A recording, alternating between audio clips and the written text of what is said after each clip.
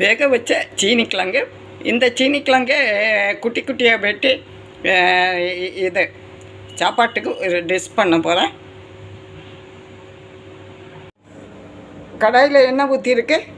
பெருஞ்சீரகம், கொஞ்சம் பெருஞ்சீரகம்,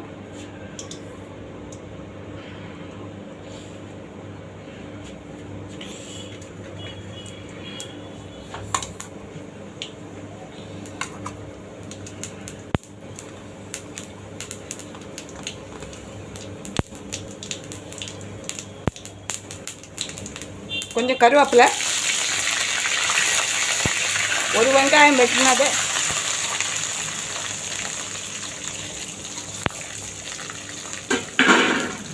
வெங்காயம் நல்லா வதங்கணும்.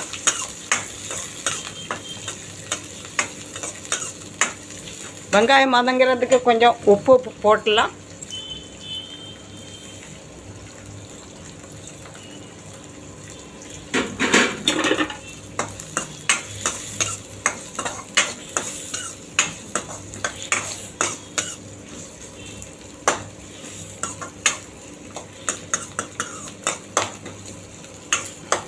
வெங்காயம் நல்லா வதங்கட்டும்.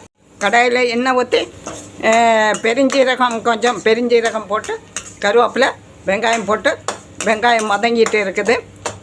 இதை வேக வச்ச சீனிக்கிழங்கு குட்டி குட்டியாக வெட்டி மசாலையெல்லாம் சேர்த்து ஃப்ரை பண்ண போகிறேன்.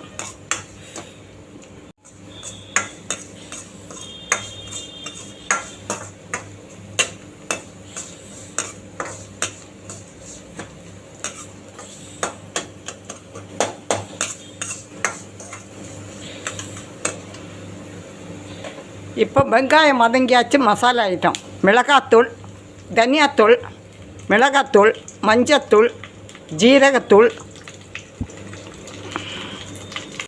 வெங்காயம் வதங்கியாச்சு.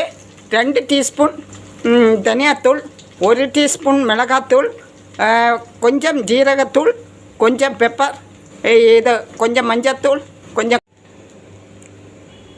கொஞ்சம் கரம் மசாலாத்தூள்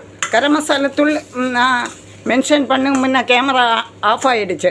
இது பெருஞ்சீரகம்னு சொன்னால் சோம்பு, கொஞ்சம் சோம்பு சேர்க்கணும். கிழங்கு ஃப்ரை ஆகி வந்துட்டே இருக்குது.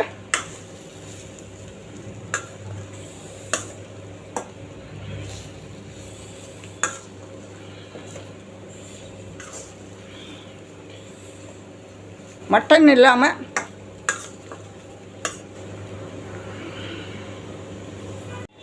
இல்லாமல் சீனிக்கிழங்கு வச்சு ஒரு மட்டன் சுவையில் ஒரு இது ஃப்ரையு.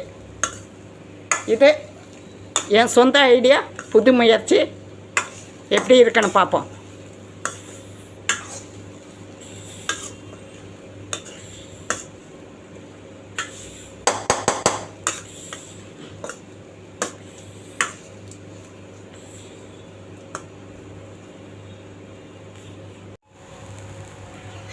இப்போ சீனிக்கிழங்கு ஃப்ரை ரெடி ஆகிடுச்சு. பாருங்கள் எப்படி இருக்குது பாருங்கள்.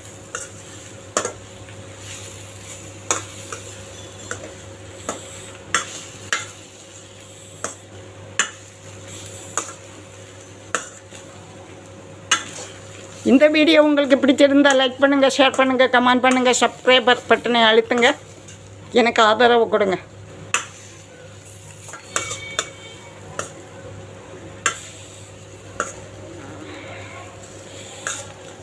இப்போ சீனிக்கிழங்கு ஃப்ரை ரெடி.